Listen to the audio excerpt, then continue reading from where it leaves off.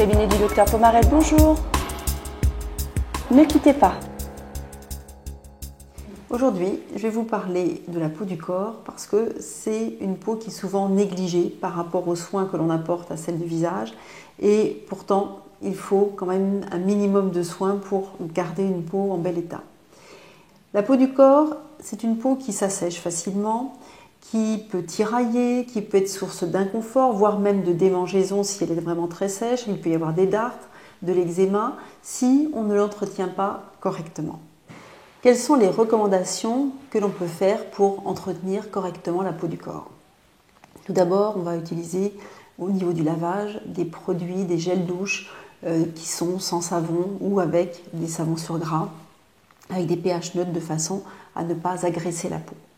Ensuite, on va plutôt privilégier des douches que des bains, parce que les bains souvent sont prolongés avec une eau très chaude et peuvent également déshydrater la peau. Les douches de préférence avec une eau tiède, voire même pour l'été, finir avec un jet d'eau fraîche. Ensuite, l'application de crème devrait être quotidienne. Très souvent, elle ne l'est pas parce qu'on n'a pas envie de s'habiller tout de suite, immédiatement après, de peur que ça colle.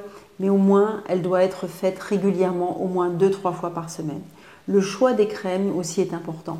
Vous avez des baumes, vous avez des crèmes, vous avez également des huiles, des différentes textures qui permettent d'avoir une pénétration rapide. Et donc, clairement, au jour d'aujourd'hui, on peut hydrater sa peau correctement et sans avoir d'effet collant ensuite. Qu'en est-il des gommages? Alors le gommage, oui bien sûr, on peut faire un gommage de la peau, de l'ensemble du revêtement cutané. Une fois par mois me paraît largement suffisant, il ne faut pas la décaper trop et en tous les cas derrière, surtout on réhydrate pour éviter un effet de déshydratation supplémentaire. Malgré ces bons soins, le fait qu'on applique des crèmes quotidiennement, etc., eh bien on s'aperçoit que certains patients n'arrivent pas à avoir une peau suffisamment hydratée. Et ils ont quand même une peau inconfortable. Il y a également d'autres solutions et d'autres éléments qui participent à l'hydratation de la peau. C'est l'alimentation. Et donc en fait, on sait depuis maintenant quelques années qu'il faut manger beaucoup de fruits et légumes, 5 fruits et légumes recommandés par jour pour avoir un apport en antioxydants intéressant pour l'ensemble de l'organisme, mais aussi pour la peau. Et également manger les bons gras, c'est-à-dire des aliments qui sont riches en oméga 3, oméga 6 pour améliorer la qualité des vaisseaux, mais aussi améliorer la qualité de la peau, puisqu'en fait, la souplesse de la peau, l'élasticité de la peau, elle est aussi en fonction de cet apport de bons gras. Et puis, bien sûr, il faut boire. Alors, on vous a longtemps dit qu'il fallait boire beaucoup pour hydrater correctement sa peau. Eh bien, c'est faux. Il faut boire, bien sûr, pour suffisamment, 1 litre, 1,5 litre, mais c'est les apports qu'on a tous quotidiennement avec toutes les boissons et les aliments qui en contiennent également.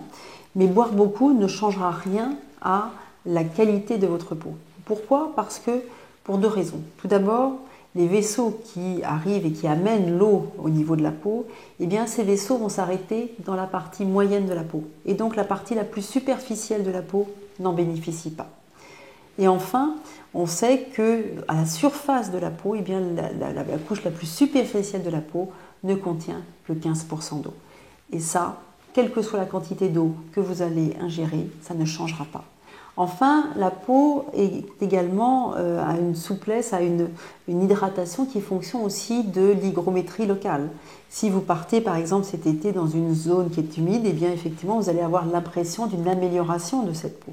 Mais attention, le retour dans des conditions plus sèches va faire que vous allez avoir effectivement de nouveau cette sécheresse cutanée. Donc je conclurai en vous donnant quelques recommandations pour l'entretien de sa peau. On utilise des gels de douche de qualité, on hydrate si possible quotidiennement, on va avoir une alimentation avec des bons gras et on boit raisonnablement.